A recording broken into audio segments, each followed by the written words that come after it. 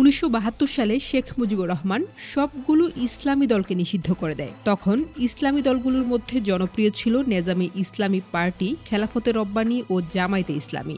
এই নিষেধাজ্ঞার মাঝেও কেবলমাত্র জামায়াতে ইসলামী তাদের কার্যক্রম চালিয়ে গিয়েছিল গোপনে। 1975 সালে শেখ মুজিবুর রহমানকে হত্যার পর 1976 সালে যখন রাজনীতির অধিকার ফিরে আসে, তখন মাওলানা আব্দুর রহিম উদ্যোগ নেন ইসলামিক ডেমোক্রেটিক লীগ নামে একটি রাজনৈতিক প্ল্যাটফর্ম গড়ে তোলার।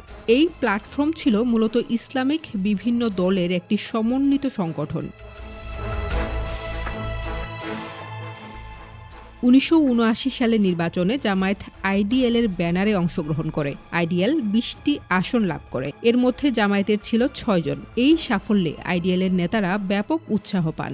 মাওলানা আব্দুর রহিম সহ আরও কয়েকজন নেতা তখন মনে করলেন, জামায়াত ও আইডিএল দুটি প্রতিষ্ঠানই রাজনীতির ময়দানে থাকলে বিভ্রান্তি হতে পারে। তাই সকল ইসলামী দল আইডিএল এর ব্যানারেই রাজনীতি করুক।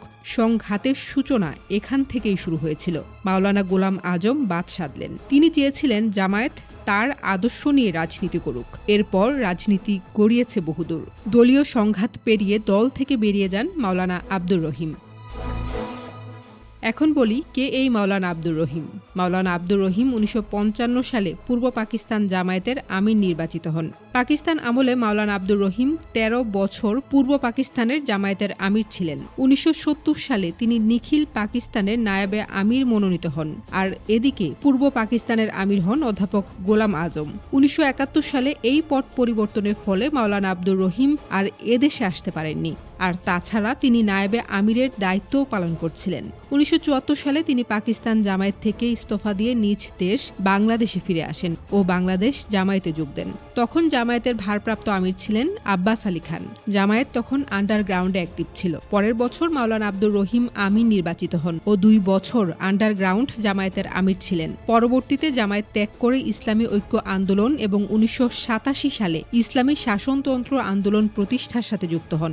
শুরুতেই এটি একটি রাজনৈতিক মোর্চা হলেও পরবর্তীতে তা চরমোনাই পীর ফজলুল করিমের সংগঠনে পরিণত হয়, যার বর্তমান নাম ইসলামী আন্দোলন বাংলাদেশ। কথিত আছে মাওলানা আব্দুর রহিম জামায়াতের কর্মকাণ্ড ও লক্ষ্য উদ্দেশ্যের সাথে বিরোধ করে বেরিয়ে গেছেন। অনেকেই বলেন মাওলানা মওদুদির সাথে বিরোধে জড়িয়ে জামায়াত ত্যাগ করেছেন। এটাও বলা হয় অধ্যাপক গোলাম আজম মাওলানা রহিমকে জামায়াত থেকে বের করে দিয়ে তার অবস্থান প্রতিষ্ঠিত করেছেন। তবে কোনো ব্যাখ্যার সঠিক কিংবা চূড়ান্ত সত্য এখনও নির্ধারিত হয়নি।